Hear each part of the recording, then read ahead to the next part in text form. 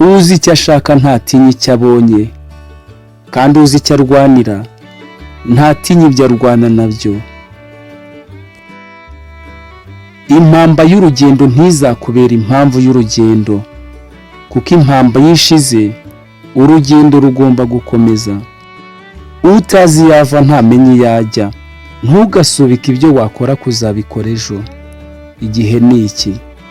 Niba ushaka kwihuta ujye ugenda wenyine, ariko niba ushaka kugera iyo ujya jya ujyana n'abandi.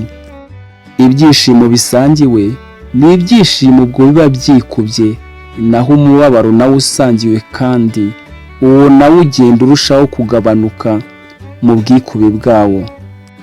Burya ngo nta mujyanama mwiza nk'umusego. Amagambo apimwa uburemere ntabarwa.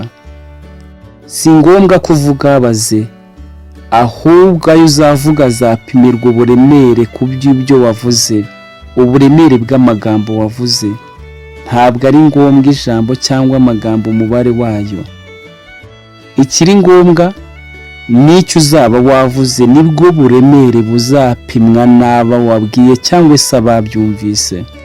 Niba bidashoboka kubaho ibihe birebire, ariko birashoboka kubaho by'indani, bya bindi bya nyabyo, ukazabaho kuko warabayeho maze wanapfa ukaba warabayeho.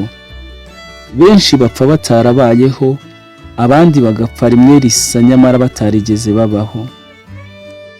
Nubona igiti cy'indabo cy'amabengeza gifite indabo zikururira abakireba kukireba, nta kizabibuza burya kuba cyaba gifite ihwa.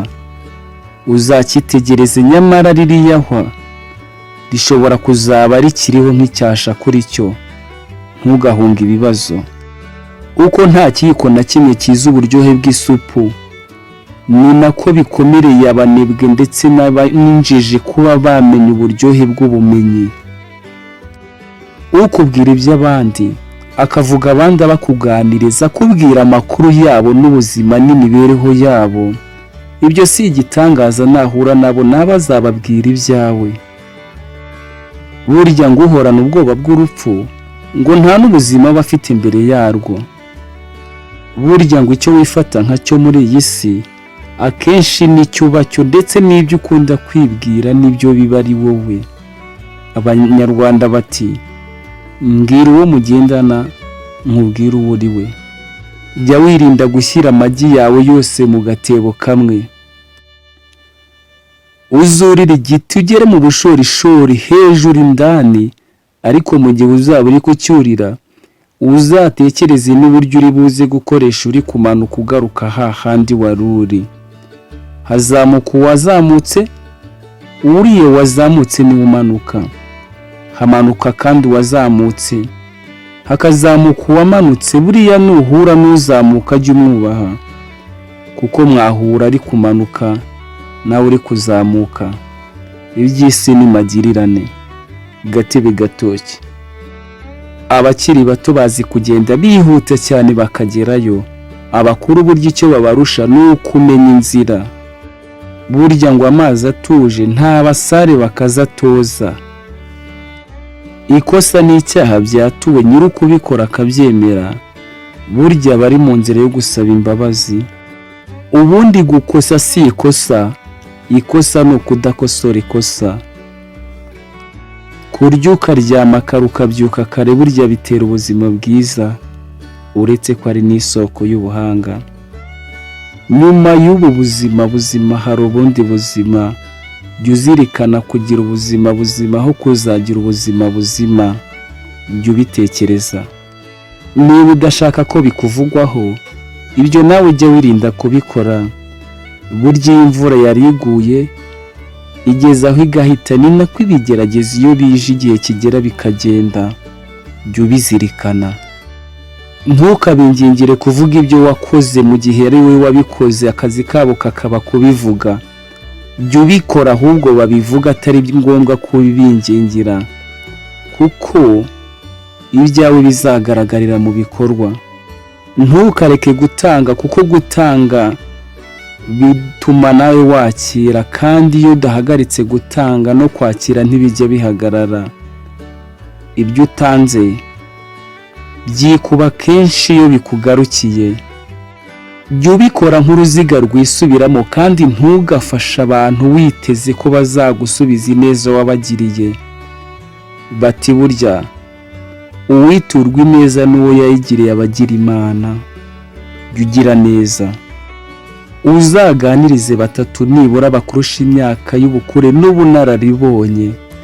Uzagera ku ntsinzi y'ubuzima bwawe kandi ibyo wifuza byose uzabigeraho.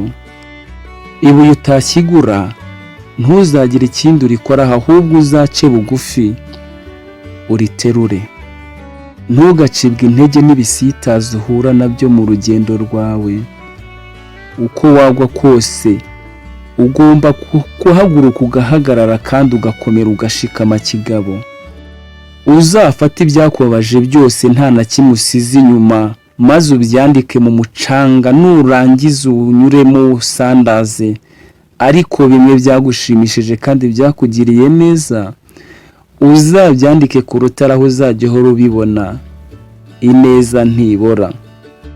Jya ukora ibyiza kandi ureke kwibonekeza. Ibikorwa byawe nibyo bizakugaragaza. Nta gihe kidahita, uzakurikire neza witegereze. Imvura isimburana n'amanywa, izuba rigasimburana n'umwijima, nuko bihora bigenda, bugacya bukira bukongera bukira bugacya.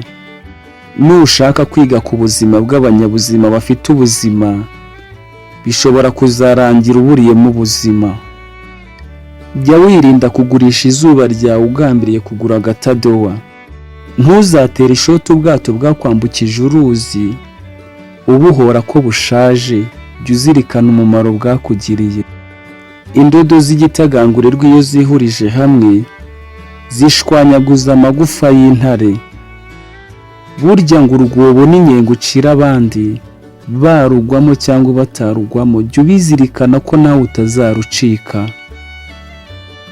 Burya ngo amafaranga ahora ari umuja mwiza n'umutware mwiza cyane. Niyo haba hari ibintu igihumbi uzi, ntuzatinye kwegera ufite kimwe azi, nibura ngo unakimubaze nacyo kigusobanurire kugira ngo ukimenye. Burya Imana nyir'impuhwe yo isumba byose, akenshi iburirwa akagero, kuko niyo imenye inyoni ikazimenyera ikibizitunga.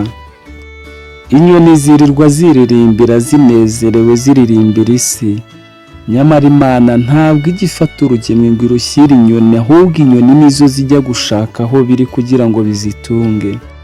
Nufata umwanya wo guhinduka, amahirwe yawe nayo ubwayo azabimenya maze ahindukane nawe.